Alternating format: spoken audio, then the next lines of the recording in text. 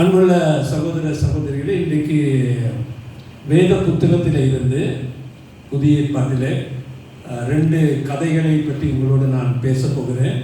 2 சம்பவங்கள். இது நீங்கள் வாசித்திருப்பீங்க, உங்களுக்கு நல்லா தெரியும். ஆனாலும் கர்த்தருடைய ஆவியான உதவியினால் நாங்கள் சில காரியங்களை நாங்கள் பார்க்க போகிறோம்.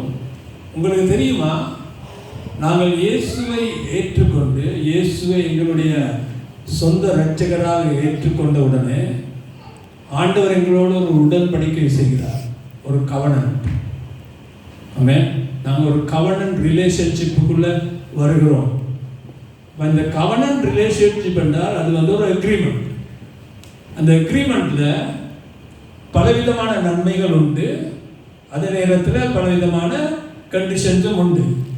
இப்போ நாங்கள் ஆண்டவருடைய கண்டிஷன்ஸை ஃபுல்ஃபில் பண்ணி அந்த கவனத்தை நாங்கள் நடந்து கொண்டு இருக்கும் பொழுது அதில் இருக்கிற பெனிஃபிட்ஸ் எல்லாம் எங்களுக்கு வரும், அதனுடைய ஆசீர்வாதங்கள் எல்லாம் எங்களுக்கு வரும். நாங்கள் ஆண்டவருடைய கவனத்திலே நாங்கள் நடக்கும் பொழுது இந்த கவனத்தில் என்ன விசேஷம் என்றால் அவருடைய கிருபை எங்களுக்கு இருக்கிறது. ஆமென். அவருடைய கிருபையினால் தான் நாங்கள் இந்த கவனத்தில் நடந்து கொள்ள போனோம். எங்களுடைய சொந்த பலத்தினால் போக முடியாது. அதனால் தான் ஆண்டவர் பரிசுத்த ஆவியானவர் எங்களுக்கு கொடுத்திருக்கிறார், வேத வசனத்தை எங்களுக்கு கொடுத்திருக்கிறார். இந்த உடன்படிக்கையிலே நாங்கள் நடந்து இந்த உடன்படிக்கை உள்ளாகி நாங்கள் அதனுடைய பெனிஃபிட்ஸை நாம் பெற்றுக்கொள்வது எல்லாம் ஆண்டவருடைய கிருபை. ரைட். இப்போ இந்த ஆண்டவருடைய கவனத்தில் உடன்படிக்கையில் நாங்கள் நடந்து கொண்டு போகும் பொழுது ஆண்டவருடைய ஆசீர்வாதங்களை நாங்கள் அனுபவிக்க வேண்டும். ஆமென். இந்த நேரத்தில் இந்த இடத்துல சிலர் இருப்பீங்க, பிரச்சனையோடு வந்திருப்பீங்க, அல்லாவிட்டால் அல்லது நோயோடு வந்திருப்பீங்க, குடும்ப பிரச்சனை, பண பிரச்சனை, பலவிதமான பிரச்சனைகள், கவலைகள், பாரங்கள், இவற்றையெல்லாம் நீங்கள் வந்து நீங்கள் ரட்சிக்கப்பட்டு இருக்கிறீங்க. நீங்கள் ரட்சிக்கப்பட்டு இருக்கிறபடினாலே நீங்கள் ஆண்டவரோடு ஒரு கவனத்தில் இருக்கிறீங்க. அப்போ அந்த கவனத்துடைய பிளெஸிங்ஸ் உங்களுடையது, உங்களுக்கு உரித்தானது. அதை நீங்கள் கிளைம் பண்ணி பெற்றுக்கொள்ளலாம். இப்போ நாங்கள் வேத புத்தகத்திலிருந்து நாங்கள் வாசிக்க போகிறோம் 2 சம்பவங்கள். எப்படி ஆண்டவர் தன்னுடைய கவனத்தின் நிமித்தமாக, அந்த உடன்படிக்கை நிமித்தமாக 2 நபர்களை ஆண்டவர் ஆசீர்வதித்தார். ஆமென். 2 நபர்களை நாங்கள் ஆண்டவர் ஆசீர்வதிக்கிறதை நாங்கள் பார்க்க போகிறோம். இந்த கவனத்திலே நாங்கள் நடக்கும் பொழுது மிக முக்கியமான காரியம் என்னவென்றால் விசுவாசம். வேத வசனம் சொல்லுகிறது, விசுவாசம் இல்லாமல் தேவனை பிரியப்படுத்த முடியாது. ஆனபடியால் நாங்கள் ஒவ்வொருவருக்கும் விசுவாசம் இருக்க வேண்டும், விசுவாசத்திலே நடக்க வேண்டும். ஆமென். விசுவாச கண்களினால் நாங்கள் பார்த்து எங்கள் கிறிஸ்தவ வாழ்க்கை நாங்கள் வாழ வேண்டும். நாங்கள் வாசிப்போம் மார்க் எழுதின சுவிசேஷத்திலே 10ஆம் அதிகாரம் 46ஆம் வசனத்திலிருந்து.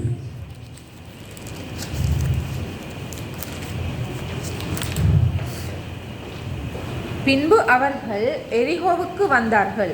அவரும் அவருடைய சீஷர்களும் திரளான ஜனங்களும் எரிகோவை விட்டு புறப்படுகிற பொழுது தீமேயுவின் மகனாகிய பர்த்திமேயு என்கிற ஒரு குருடன் வழியருகே உட்கார்ந்து பிச்சை கேட்டுக் கொண்டிருந்தார். சரி, இந்த இடத்துல இந்த வசனத்தில் நாங்கள் பார்க்கிறோம், அவர்கள் எரிகோவுக்கு வந்தார்கள், அவரும் அவருடைய சீஷர்களும் திரளான ஜனங்களும் எரிகோவை விட்டு புறப்பட்டு போகிற போது தீமேயுவின் மகனாகிய பார்த்திமேயு என்கிற ஒரு குருடன்.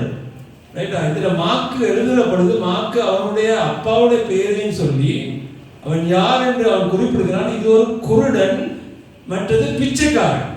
வழி அருகே உட்கார்ந்து பிச்சை கேட்டுக் கொண்டிருந்தான். இது ஒரு குருடன் பிளஸ் ஒரு பிச்சைக்காரன். அவன் பேமெண்ட்ல உட்கார்ந்து வழியிலே உட்கார்ந்து பிச்சை எடுத்துக் கொண்டிருக்கிறான். ரைட்? அவன் குருடன், அதை நீங்க மறக்க கூடாது. இப்ப இயேசு அவருடைய சீஷர்களும் திரளான ஜனங்களும் வந்து கொண்டிருக்கிறார்கள். ரைட்? இவனுக்கு காதுல நல்லா சத்தம் கேட்டிருக்கும், பெரிய கூட்டம் கொண்டு வருது. அப்ப 47ஆம் வசனம் சொல்லுகிறது, அவன் நசரேயனாகிய இயேசு வருகிறார் என்று கேள்விப்பட்டு. இயேசுவே, இதற்கு முதல்ல அவன் கேள்விப்பட்டிருப்பான், இயேசு என்ற ஒரு நபர் அந்த வீதிகளிலே நடமாடுகிறார், குருடர்களுக்கு பார்வையை கொடுக்கிறார், செவிடர்களுடைய காதுகளை திறக்கிறார், சப்பானிகளை சுகப்படுத்துகிறார், குஷ்டரோகிகளை குணப்படுத்துகிறார் என்று நாம் கேள்விப்பட்டிருப்பான்.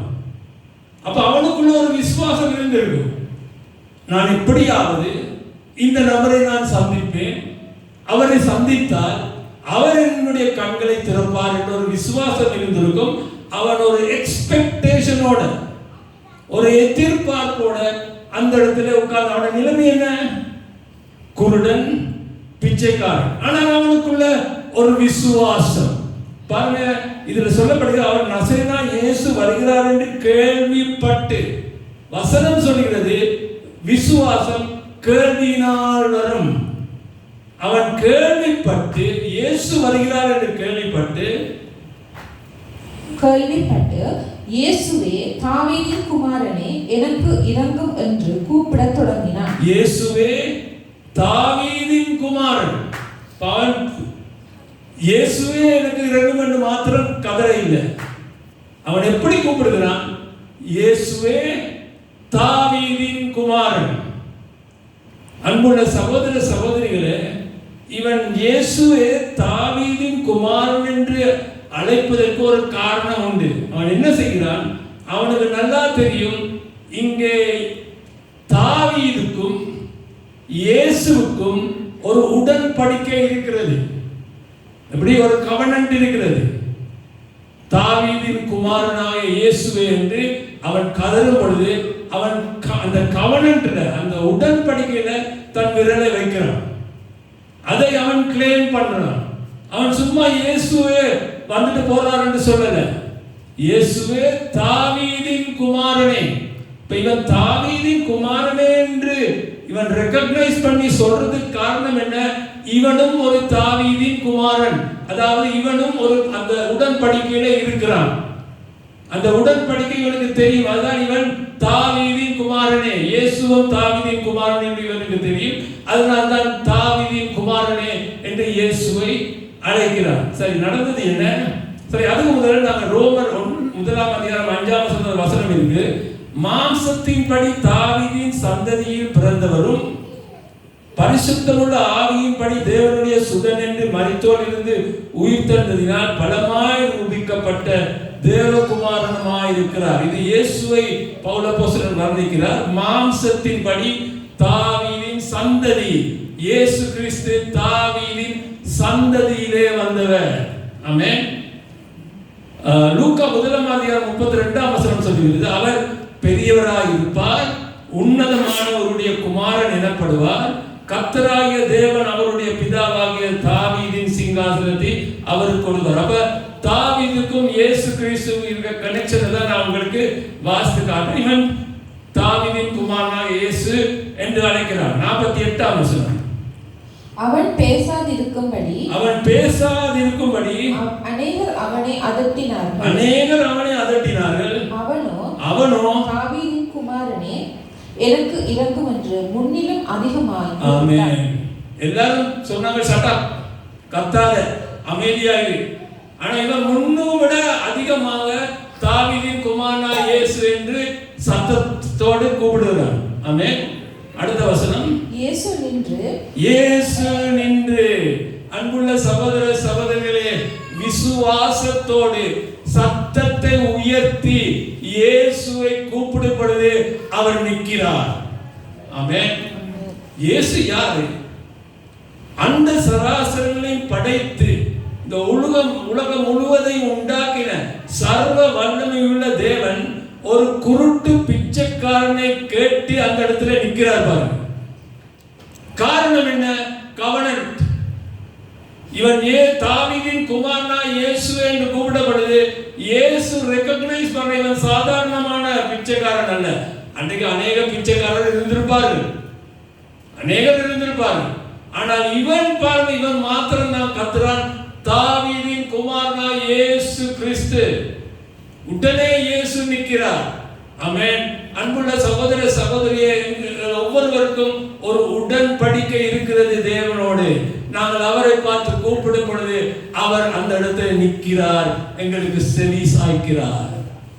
ஆமென். சரி, 49ஆம் வசனம். இயேசு நின்று அவனை அழைத்து வரச் சொன்னார். இயேசு நின்று அவனை அழைத்து வர சொன்னார். அவர்கள் அந்த குருடனை அழைத்து திடன் கொள் எழுந்திரு உன்னை அழைக்கிறார் என்றார்கள். அன்பு சகோதர சகோதரிகளே, இயேசுவிடத்திலே நாங்கள் வந்தா நாங்கள் திடன் கொள்ள வேண்டும், எழுந்திருக்க வேண்டும், அவருடைய அழைப்பினை ஏற்றுக்கொண்டு அவரிடத்திலே வர வேண்டும். 50ஆம் வசனம். உடனே அவன் தன் மேல் வஸ்திரத்தை எறிந்துவிட்டு எழுந்து இயேசுவினிடத்தில் வந்தான். சரி, இந்த இடத்தில் நாங்கள் பார்க்கிறோம், ஆண்டவர் அவனை வர சொல்லுகிறார். அவன் எழுந்து ஆண்டவரிடத்தில் வருகிறான். 50ஆம் வசனத்திலே ஆண்டவர் இவனை வர சொன்ன உடனே அவன் தன் மேல் வஸ்திரத்தை எறிந்து விட்டு எழுந்து இயேசுவினிடத்திலே வந்தான். இந்த இடத்திலே நான் யோசித்து பார்த்தேன். முதலாவது, மார்க்கு ஏன் இந்த காரியத்தை எழுத வேண்டும்? சும்மா அவன் எழுந்து வந்தான்னு எழுதியிருக்கலாம். ஆனால் மார்க்கு அந்த இடத்துல கிளியரா எழுதுகிறார், மேல் வஸ்திரத்தை எரிந்து விட்டு வருகிறான். சும்மா யோசித்து பாருங்க, மார்க்கு ஏன் அப்படி எழுதியிருக்க வேண்டும்? அதுல ஏதோ ஒரு காரியம் இருக்கு. அதனால்தான் மார்க் அதை குறிப்பிடுகிறார். அல்லது மார்க்கு சும்மா எழுதியிருக்கலாம், அவன் எழுந்து இயேசுவிடத்தில் வந்தான்னு எழுதியிருக்கலாம். ஆனால் மார்க்கு இங்க இன்க்ளூட் பண்றார், மேல் வஸ்திரத்தை கலட்டி வீசி விட்டு இயேசுவிடத்தில் வந்தானா. அன்புள்ள சகோதர சகோதரிகளே, இதை நான் கொஞ்சம் கற்பனை பண்ணி பார்த்தேன். அவனுடைய மேல் வஸ்திரம், இதுதான் அவனுடைய மேல் வஸ்திரம் என்று வைத்துக்கொள்ளும். ரைட், அவர் இல்லஸ்ட்ரேஷன் இதுதான் அவனுடைய மேல் வஸ்திரம். அவன் ஒரு குருடன், அவன் ஒரு பிச்சைக்காரன். அவன் இருந்தது ரோட்டு ஓரத்தில். அவனுக்கு கபட் இல்லை, அல்மரா இல்லை, சோஃபா செட் இல்லை. அவன் இருந்தது, உறங்கினது எல்லாம் அந்த இடத்துல வீதியின் ஓரத்தில். அவனுடைய ப்ராப்பர்ட்டியா இருந்தது ஒரே ஒரு பொருள் மாத்திரம், என்ன? அவனுடைய மேல் வஸ்திரம். அந்த மேல் வஸ்திரத்தை விட அவனுக்கு வேற ஒன்றுமே இல்லை. இவன் ஒரு குருடன். இவன் என்ன செய்வான்? காலையிலே எழும்பி அந்த ரோட்டோரத்தில் இருக்கிற கிணற்றிலே போய் குளித்து விட்டு, அவனுக்கு வேற டவல் இல்லை, அவன் அந்த தண்ணீரை துடைக்கிறது இந்த மேல் வஸ்திரத்தினால். ஆமென். இந்த மேல் வஸ்திரத்தை முன்னாலே விரித்து விட்டு அவன் அந்த ஓரத்திலே, ரோட் ஓரத்திலே குந்தி இருந்து போறவார ஆக்கள் இடத்துல பிச்சை கேட்டு கொண்டிருப்பான். ஆக்கள் என்ன செய்வார்கள்? கொஞ்சம் காயின்ஸ் எடுத்து அந்த துணியிலே வீசிவிட்டு போவார்கள். இவனுக்கு கண் தெரியாத குருடன், அவன் இப்படி இப்படி கைகளினால் அந்த காயின்ஸ் எல்லாம் சேர்த்து சேர்த்து சேர்த்து ஒரு பக்கத்தில் வைத்திருப்பான். அவனுக்கு இருந்தது ஒரே ஒரு பொருள், இந்த மேல் வஸ்திரம். இரவு நேரத்தில் அவன் உறங்கும் பொழுது பனி அதிகமாக இருந்தால் தன்னை போர்த்தி தன்னை கவர் பண்ணி கொள்வதற்கு அவனுக்கு இருந்தது இந்த மேல் வஸ்திரம் மாத்திரமே. இந்த மேல் வஸ்திரம் இல்லாமல் அவனால் உயிர் பிழைக்க முடியாது. இந்த மேல் வஸ்திரம் இல்லாமல் அவனுக்கு பணம் சேர்க்க முடியாது. ஆமென். ஆனால் இயேசு அவனை தன்னிடத்திலே வாழ்ந்து அழைத்த பொழுது அவன் என்ன செய்கிறான்? அவன் யோசிக்கல, ஐயோ நான் போகிறேன், அற்புதம் நடக்காட்டி என்ன நடக்கும் என்று அவன் யோசிக்கல. அவ்வளவு விசுவாசம் அவனிடத்தில் இருந்தது. இந்த மேல் வஸ்திரம் போனால் போகட்டும் என்று எரிந்து விட்டு இயேசுவிடத்தில் வருகிறான். ஆமென். அதுதான் விசுவாசம். எப்படி? அதுதான் விசுவாசம். அவனுக்கு இருந்தது இந்த ஒரே ஒரு பொருள், இந்த மேல் வஸ்திரத்தினால் தான் அவன் தன்னுடைய வாழ்க்கையை நடத்தி கொண்டு போகிறான். அதையும் இணைந்து விட்டு அற்புதம் நடக்காட்டி அவனுடைய நிலைமை என்ன? ஆனால் அவன் அப்படி யோசிக்க இல்லை. அவனுடைய விசுவாசம் அவ்வளவு ஸ்ட்ராங்கா இருந்தது. அவன் இதை வேண்டாம் என்று வீசிவிட்டு இயேசுவிடத்தில் வந்தான். நாங்கள் என்ன செய்வோம்? என்ன செய்வோம் சொல்றோமா? சொல்லட்டா, மேல் வஸ்திரத்தை வீசி விடக்கூடாது. தற்செயலாக ஒன்றும் நடக்காட்டி, தற்செயலாக அற்புதம் நடக்காட்டி என்ன செய்வோம்? அந்த மேல் வஸ்திரத்தை எடுத்து பின்னாலே சொருகிட்டு இயேசுவிடத்துக்கு வருவோம். எப்படி? அவிசுவாசம் என்ற ஒரு வாள் தெரியுதா? அவிசுவாசம் என்ற ஒரு வாள் ஓடத்தான் நம்ம இயேசுவிடத்துல வருவோம். விடுதலை நேரத்துக்கு போவோம், கொஞ்சம் போய் பார்ப்போம், எது நடக்குதோ நடக்காட்டி என்ன செய்யுது போயிட்டு பார்த்துட்டு வருவோம். ஒன்றுமே நடக்காது. ஆமென்.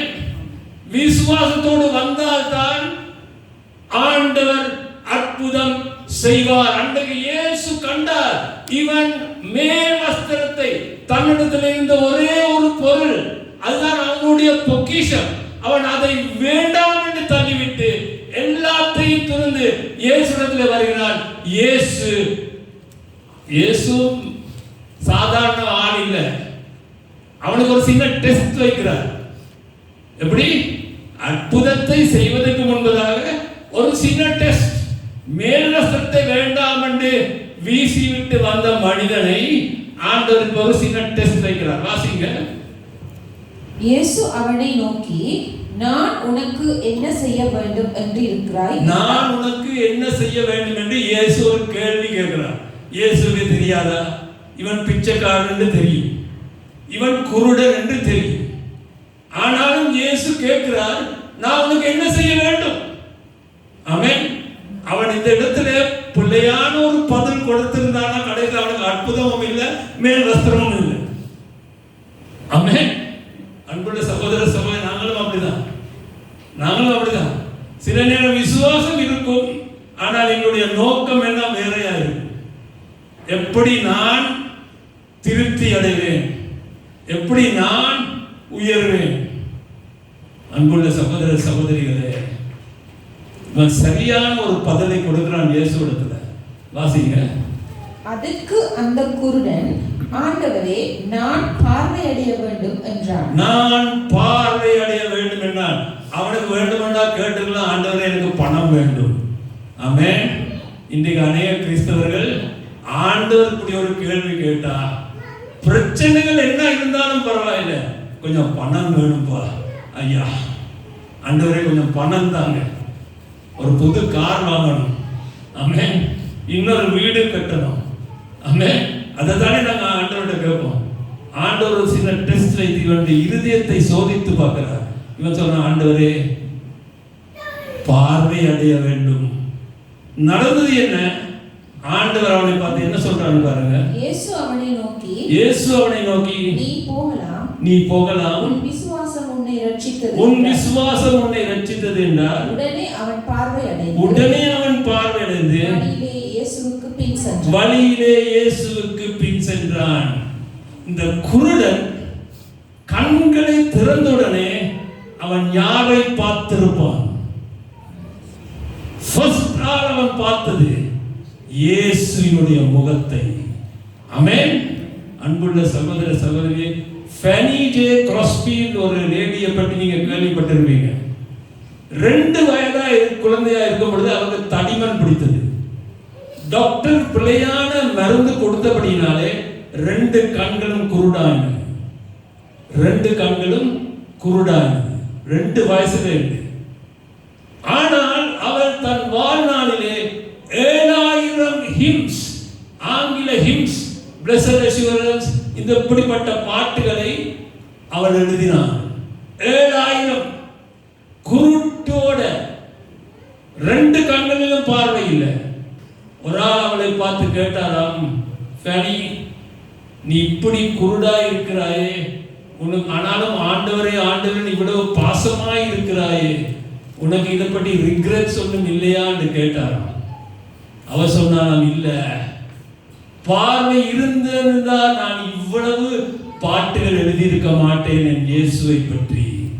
ஆனால் பார்வை இல்லாதபடியினாலே 7000க்கும் மேலாக அவரை மேன்மைப்படுத்தி பாராட்டி பாட்டுகளை எழுதி, ஆனா எனக்கு நல்லா தெரியும், நான் பரலோகத்துக்கு போன பிறகு என் கண்கள் திறக்கப்படும், நான் பார்க்க போகிற முதல் முகம் என் இயேசுவினுடைய முகம். ஆமென்.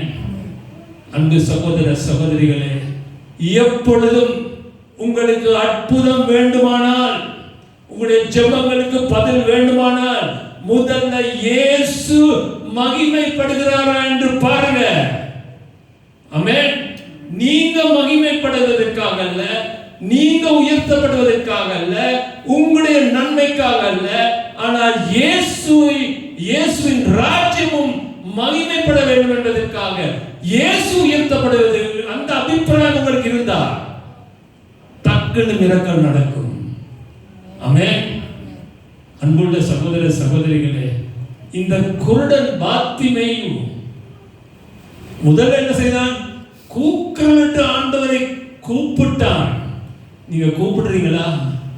ஜெபம் பண்ணுறீங்களா? ஆண்டவரை பார்த்து ஜெபம் பண்ணுறீங்களா? ஓ, அந்த பாஸ்டர் ஜெபிப்பார், இந்த பாஸ்டர் ஜெபிப்பார், அந்த ப்ராஃபட் ஜெபிப்பார். இல்ல, ஆண்டவர் உங்களுடைய ஜெபத்தை கேட்கிற தேவன். அவர் உங்களுடைய தகப்பன். அவருக்கு உங்களுடன் தான் ஒரு உடன்படிக்கை இருக்கிறது. ஆமென். நீங்க இயேசுவை நோக்கி ஜெபம் பண்ணுவீங்களா? விசுவாசத்தோடு ஜெபம் பண்ணா நிச்சயமாக ஆண்டவர் பதில் கொடுப்பார். ஆமென். அன்புள்ள சகோதர சகோதரர்களே, ஆண்டவர் சொல்கிறார் 52ஆம் வசனத்திலே, இயேசு அவனை நோக்கி, நீ போகலாம், உன் விசுவாசம் உன்னை ரட்சித்தது என்றார். உடனே அவன் பார்வையிலிருந்து வழியிலே இயேசுவுக்கு பின் சென்றான். அல்லேலூயா. அவன் அன்றைக்கு அற்புதத்தை பெற்றுக் கொண்டான். 2 கண்களை பார்வையிடான், இயேசுவை கண்டான். இயேசுவை கண்ட பிறகு அவன் இயேசுவை பின்தொடர்கிறான். ஆமென். இன்னைக்கு நாங்க சபைகள்ல பார்க்கிறோம், இந்த மாதிரி கூட்டத்துக்கு ஜனங்கள் வருவார்கள், வந்து கண்ணீரோடு ஜெபம் பண்ணுவார்கள், அற்புதத்தை பெற்றுக் கொள்வார்கள். அதன் பிறகு டாடா பாய் என்று சொல்லிவிட்டு போய்விடுவார்கள். அது பிறகு காணவே முடியாது. ஆமென். இவன் என்ன செய்கிறான்? இயேசுவை பின்தொடர்கிறான். No more Pichaikkaran. He is a follower of Christ now. ஆமென். அன்புள்ள சகோதர சகோதரிகளே, இயேசுவிடத்துல வாங்க, விசுவாசத்தோடு வாங்க.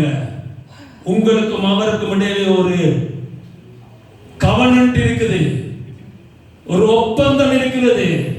நீங்க விசுவாசத்தோடு அவரை கூப்பிட்டால் ஆண்டவர் அற்புதம் செய்வார். ஆமென். அடுத்த கதையை பார்ப்போம். இப்ப இதுல நாங்க பார்த்தோம், பாத்திமேயு தாவீதின் குமாரனாகிய இயேசுவை என்று கூப்பிட்டார். அடுத்த கதை லூக்கா 13ஆம் அதிகாரம் 10ஆம் வசனத்திலே இருந்து, ஒரு ஓய்வு நாளில் அவர் ஜெப ஆலயத்தில் போதகம் பண்ணிக் கொண்டிருந்தார். அப்பொழுது 18 வருஷமாய் பலவீனப்படுத்தும் ஆவியை கொண்ட ஒரு ஸ்திரீ அங்கே இருந்தார். அவள் எவ்வளவு நிமிரக்கூடாத கூனியாய் இருந்தாள். எவ்வளவு? 18 ஆண்டுகள். ஆமென். 18 ஆண்டுகள். 12ஆம் வசனம், இயேசு அவளை கண்டு முதல் நாங்க பார்த்த கதையில பாத்திமேயு இயேசுவை கண்டான். இதுல இயேசு இந்த ஸ்திரியை காணுகிறார். ஆமென். இயேசு அவளை கண்டு இயேசு அவளை கூப்பிடுகிறார். அங்கே பாத்திமேயு சத்தமிட்டபடியால் இயேசு சொன்னார் வா என்று. இங்க இயேசுவே அவளை கூப்பிடுகிறார். ஸ்திரியே, உன் பலவீனத்தினின்று விடுதலையாக்கப்பட்டாய் என்று சொல்லி அவள் மேல் தமது கைகளை வைத்தார். உடனே அவள் நிமிர்ந்து தேவனை மகிமைப்படுத்தினாள். அல்லேலூயா. தேவனை மகிமைப்படுத்தினார். 14ஆம் வசனம், இயேசு ஓய்வு நாளிலே சொஸ்தமாக்கினபடியால் ஜெப ஆலய தலைவன் கோபமடைந்து, ஜெப ஆலய தலைவன் இவனுக்கு கோபம் வந்துடுது. 18 ஆண்டுகள் கட்டுகளோடு இருந்த ஸ்திரீ அன்றைக்கு கட்டவிழ்த்தபடியால் ஜெபாலய தலைவன், புறமதஸ்தான் அல்ல, அந்த ஜெபாலய தலைவனுக்கு கோபம் வந்துடுது. ஆமென். ஜனங்களை நோக்கி வேலை செய்கிறதற்கு 6 நாள் உண்டே. அந்நாட்களிலே நீங்கள் வந்து சொஸ்தமாக்கிக் கொள்ளுங்கள். ஓய்வு நாளிலே அப்படி செய்யலாகாது என்றார். கர்த்தர் அவனுக்கு பிரதியுத்தரமாக மாயக்காரனே, எப்படி? மாயக்காரனே, இயேசு யாரை மாயக்காரன் என்று கூப்பிடுறார்? 100 அதிபதி அல்ல, ஒரு ரோம போர் சேவகனை அல்ல, ஜெப ஆலய தலைவனை. ஆமென். அன்புள்ள சகோதர சகோதரிகளே, இதை விட வேடிக்கையான ஒரு காரியம். ஜெப ஆலய தலைவனை ஆண்டவர் பார்த்து மாயக்காரனே என்று கூப்பிடுகிறார். ஆமென். உங்களில் எவனும் ஓய்வு நாளில் தன் எருதையாவது தொழுவத்திலிருந்து அழைத்துக் கொண்டு போய் அதற்கு தண்ணீர் காட்டுகிறது இல்லையா? இதோ சாத்தான் 18 வருஷமாய் கட்டியிருந்த ஆபிரகாமின் குமாரத்தி. பாருங்க, இவனும் அந்த கவனத்துல இருக்கிறான், அந்த உடன்படிக்கையில இருக்கிறார். என்ன உடன்படிக்கை? ஆபிரகாமும் தேவனுக்கும் இருந்த உடன்படிக்கை. அதுதான் ஆபிரகாமின் குமாரத்தி என்று ஆண்டவர் சொல்லுகிறார். பாருங்க, அங்கே அவன் தாவீதின் குமாரனா இயேசு என்று கூப்பிடுகிறான். என்னன்னா அவனுக்கு அந்த கவனம் என்னன்னு தெரியும். இங்கே ஆண்டவர் இவளை பார்த்து உங்களுக்கு சொல்லடா, ஆண்டவர் தன்னோடு உடன்படிக்கையில் இருக்கிற ஜனங்களை, அவர்கள் வியாதியஸ்தப்பட்டிருந்தால் அவர்கள் விசுவாசத்தோடு அவர்களிடத்தில் வரும் பொழுது சுகத்தை கொடுக்கிறார். ஆனால் உடன்படிக்கையில் இருக்கிற ஜனங்கள் சாத்தானினால் கட்டப்பட்டிருந்தால் இயேசுவே அவரிடத்தில் வருவார். ஆமென். என்ன அவருக்கு தெரியும், சாத்தான் கட்டவிழ்க்க விட மாட்டான். இந்த இடத்திலே ஜெப ஆலயத்துக்குள்ளே அவ இருக்கிறார். ஆனால் சாத்தானால் கட்டப்பட்டு இன்றைக்கு இல்லையோ, இன்றைக்கு சபைகளுக்குள்ளே சத்துருவினால் கட்டப்பட்ட ஜனங்கள் இல்லையோ? ஆமென். சாத்தானினால் கட்டப்பட்ட ஜனங்கள் இல்லையோ? இன்றைக்கு இயேசு அவர்களை தேடி வருகிறார். அவர்களை அழைக்கிறார். தன்னிடத்திலே வா. அவருடைய சித்தம் என்ன? அந்த கவனன்ட் உடன்படிக்கையின் அக்ரீமென்ட் படி தன்னுடைய பிள்ளைகள் பிசாசினால் கட்டப்பட முடியாது, அவர்களை கட்டவிழ்ப்பதே அவருடைய சித்தமாக இருக்கிறது. ஆமென். 18 ஆண்டுகள் ஆபிரகாமின் குமாரத்தியை சத்துரு கட்டி வைத்திருந்தான். அன்றைக்கு இயேசு அவளுக்கு விடுதலை கொடுத்தார். இதோ சாத்தான் 18 வருஷமாய் கட்டியிருந்த ஆபிரகாமின் குமாரத்தியாக இவளை ஓய்வு நாளில் இந்த கட்டிலிருந்து அவிழ்த்து விட வேண்டியது இல்லையா என்றார். 17ஆம் வசனம். அவர் அப்படி சொன்னபோது அவரை விரோதித்திருந்த அனைவரும் வெட்கப்பட்டார்கள். ஜனங்கள் எல்லாரும் அவரால் செய்யப்பட்ட சகல மகிமையான செய்திகளை குறித்தும் சந்தோஷப்பட்டார்கள். இப்ப நீங்க ஒரு கேள்வி கேட்கலாம், சரி, அவள் ஆபிரகாமுடைய மகள், நான் ஆபிரகாமுடைய மகனா? நான் ஆபிரகாமுடைய மகளா? நான் தாவீதினுடைய சந்ததியில வந்தவனா? ஆமென். கலாத்தியர் புத்தகம் 3ஆம் அதிகாரம் 29வது வசனம் என்ன சொல்லுது பாருங்க. நீங்கள் கிறிஸ்துவினுடையவர்களானால் ஆபிரகாமின் சந்ததியாரும் வாக்குத்தத்தத்தின்படியே சுதந்திரராயும் இருக்கிறீர்கள். பெரிய ஒரு ஆமென் சொல்ல மாட்டீங்களா? நாங்க எல்லாரும் ஆபிரகாமுடைய சந்ததி. ஆமென். இயேசு உங்களை பார்த்து சொல்கிறார், இது ஆபிரகாமின் குமாரன், இது ஆபிரகாமின் குமாரத்தி. இவர்கள் கட்டுக்குள் இருக்க கூடாது, இவர்களை விடுதலையாக்க வேண்டும். ஆமென். திருப்பி இருக்க வாசிங்க அந்த வசனத்தை. நீங்கள் கிறிஸ்துவினுடையவர்களானால் ஆபிரகாமின் சந்ததியா. ஆமென். ஒரு நாள் அங்க போய் ஆபிரகாம் தாத்தாவை நாங்க பார்க்க போகிறோம். ஆமென். ஆகார பற்றி கேட்காதீங்க. அங்க போயிட்டு ஆபிரகாம் பார்த்து ஆகார பற்றி கேட்காதீங்க. ஆமென். ஆபிரகாமுடைய சந்ததியில உள்ளவங்க தான் நாங்க. ஆமென். நீங்க சிலருக்கு அநேக கிறிஸ்தவ உடன்படிக்கையை பற்றி தெரியாது. பார்த்திமேயு எப்படி விடுதலை அடைவதற்கு முன்பதாக பிச்சை எடுத்துக் கொண்டிருந்தானோ அநேக கிறிஸ்தவர்கள் இன்றைக்கு பிச்சை எடுத்துக் கொண்டிருக்கிறார்கள். எப்படி பிச்சை எடுக்கிறாரு தெரியுமா? பாஸ்டர் மார்ட்ட வந்து பாஸ்டர் ஜெபம் பண்ணுங்க. ஒரு புது கிறிஸ்தவன்னா பரவாயில்லை, புது விசுவாசின்னா பரவாயில்லை. ஆனா பல ஆண்டுகள் கிறிஸ்துவை பின்தொடர்ந்து அந்நிய பாஷையெல்லாம் பேசுறவங்க இன்னும் போய் பாஸ்டர் மாதிரி ஐயோ ஜெபம் பண்ணுங்க. உங்க தகப்பன் எங்க போன? ஆமென். எப்ப நீங்க பெரிய பிள்ளையாக போறீங்க அப்படி சொல்லணுமா? ஆமென். எப்ப பைபிளை படித்து, எப்ப ஜெபம் பண்ணி, விசுவாசத்தை நடைமுறையிலே காட்டி ஆண்டவரிடமிருந்து நீங்களே அற்புதத்தை எப்ப பெற்றுக்கொள்ள போறீங்க? அன்புள்ள சகோதர சகோதரிகளே, நீங்க தாவீதின் சந்ததியில வந்தீங்க, ஆபிரகாமின் சந்ததியில வந்திருக்கிறீங்க. அப்ப உங்களுக்கும் ஆண்டவருடைய எவ்வளவு ஒரு க்ளோஸ்னஸ் இருக்குன்னு பாருங்க. ஆமென். இந்த ஆபிரகாமுக்கும் தாவீதுக்கும் கனெக்ஷன் இருக்கா இல்லையா? இருக்கு. எப்படி தெரியும்? இயேசுவின் வம்சவரலாறு இருக்கு. ஒரு வசனம் சொல்லுங்க. மத்தேயு 1ஆம் அதிகாரம். ஆமென். மத்தேயு 1ஆம் அதிகாரம் 1வது வசனம் என்னன்னு வாசிப்போம். ஆபிரகாமின் குமாரனாகிய தாவீதின் குமாரனான இயேசு கிறிஸ்துவுடைய வம்ச வரலாறு என்று மத்தேயு தொடங்குகிறார். எப்படி?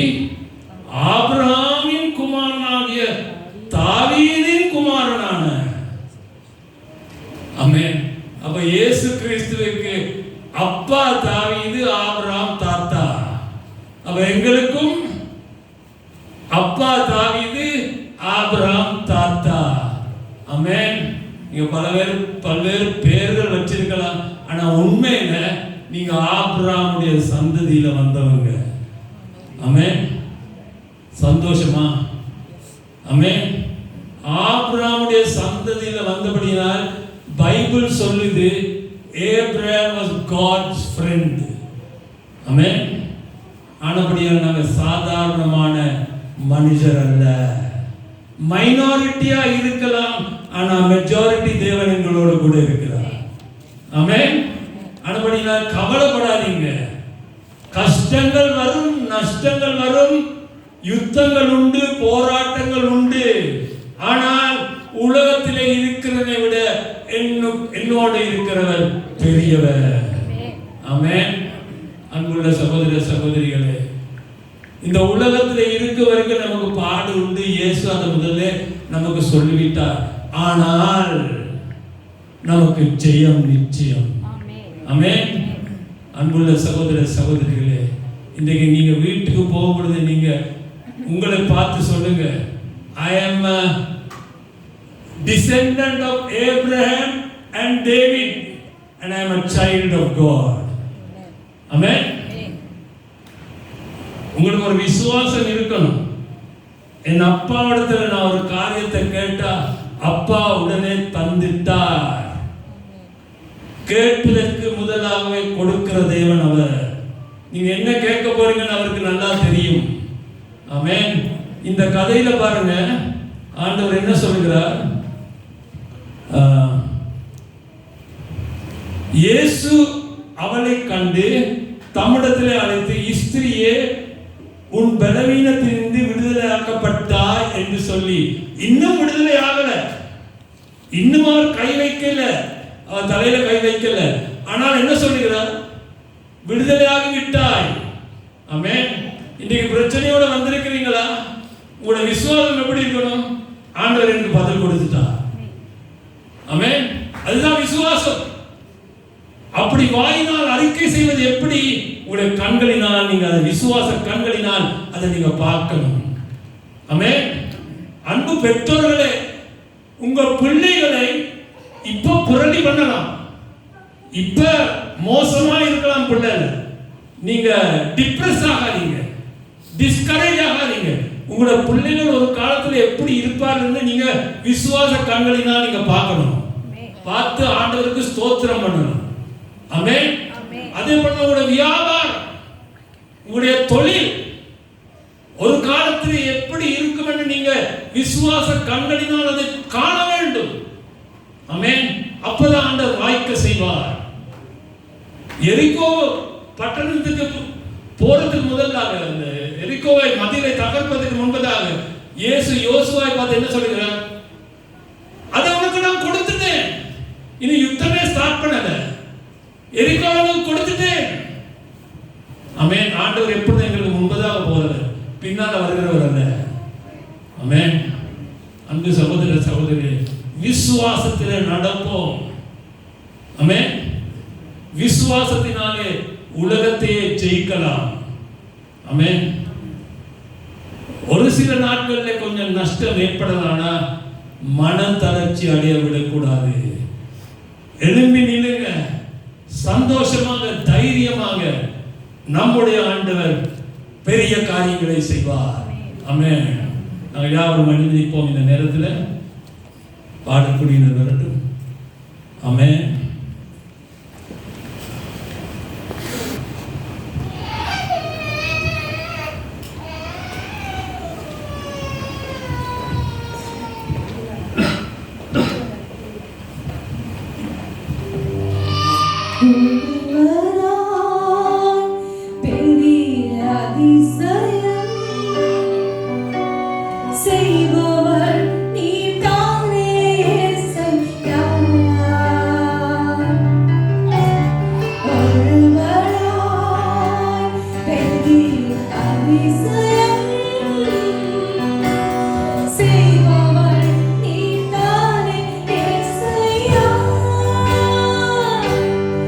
இந்த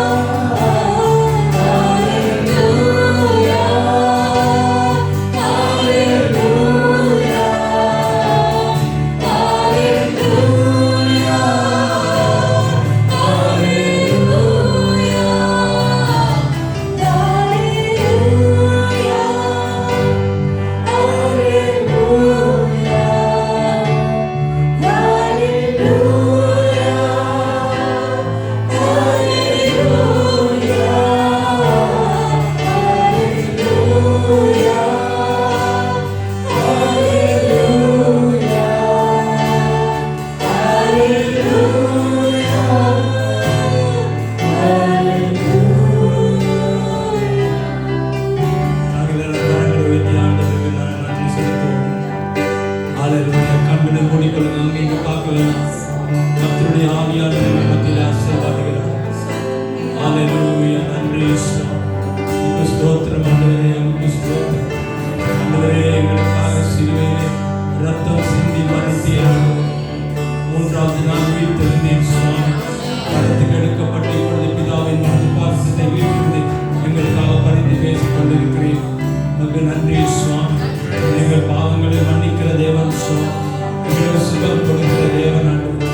எங்களுக்கு சமாதானம் போதுகிற நல்ல இயேசு ஆண்டவரே, உம்மை ஸ்தோத்திரிக்கிறோம், உம்மை துதிக்கிறோம், உமக்கு நன்றி செலுத்துகிறோம். உம்மை போல வேறு ஒருவருமே இல்லை சுவாமி. நீ ராஜாதி ராஜாவாக இருக்கிறீர் ஆண்டவரே. நீ கர்த்தாதி கர்த்தாவாக இருக்கிறீர். ஜீவ ஒளியாக இருக்கிறீர் சுவாமி. ஆண்டவரே, இந்த உலகத்தை ஆண்டு அந்த சராசரியை படைத்து பராமரிக்கிற தேவனாக இருக்கிறீர். உம்மை போல வேறு ஒருவருமே இல்லை சுவாமி. உடைய அன்புக்காக நன்றி சுவாமி. உடைய கிருபைக்காக நன்றி. உடைய மனதுருக்கத்துக்காக நன்றி சுவாமி. இதோ உண்மை நான் கைவிடுவதில்லை என்று வாக்கு கொடுத்திருக்கிறேன். நன்றி சுவாமி. ஆண்டவரே, இந்த நேரத்தில் சுவாமி ஒவ்வொருவரும் ஆசீர்வதிக்க வேண்டும் என்று ஜெபிக்கிறேன். இந்த நேரத்தில் யாராவது உங்களுக்கு ஜெபம் வேண்டுமானால் தயவு செய்து முன்னால வாங்க. உங்களுக்காக நாங்கள் ஜெபம் பண்ணுவோம். கர்த்தர் உங்களை தொடுவார், கர்த்தர் உங்களை ஆசீர்வதிப்பார். ஒவ்வொருவரும் அங்கிருந்து பார்க்க வேண்டாம். எல்லாரும் கண்களை மூடியிருக்கிற நேரத்தில் யாருக்காவது ஜெப தேவை இருந்தால் நீங்க முன்னுக்கு வாங்க. உங்களுக்காக நாங்கள் ஜெபம் பண்ணுவோம். ஹalleluya, ஹalleluya. நன்றி சுவாமி. ஹalleluya, ஹalleluya, ஹalleluya. ஆமென். நன்றி சுவாமி. ஓ ஹalleluya. ஸ்தோத்திரம் ஆண்டவரே. ஓ ஹalleluya, ஹalleluya. உம்மை போல ஒருவரும் இல்லை சுவாமி. ஹalleluya, ஹalleluya. நன்றி சுவாமி. ஹalleluya, ஹalleluya, ஹalleluya. ஆமென். இந்த நேரத்திலே சகோதரன் வீரசுதன் வந்து உங்கள் ஒவ்வொருவருக்காக ஜெபம் பண்ணி இந்த கூட்டத்தை முடிவுக்கு கொண்டு வருவோம்.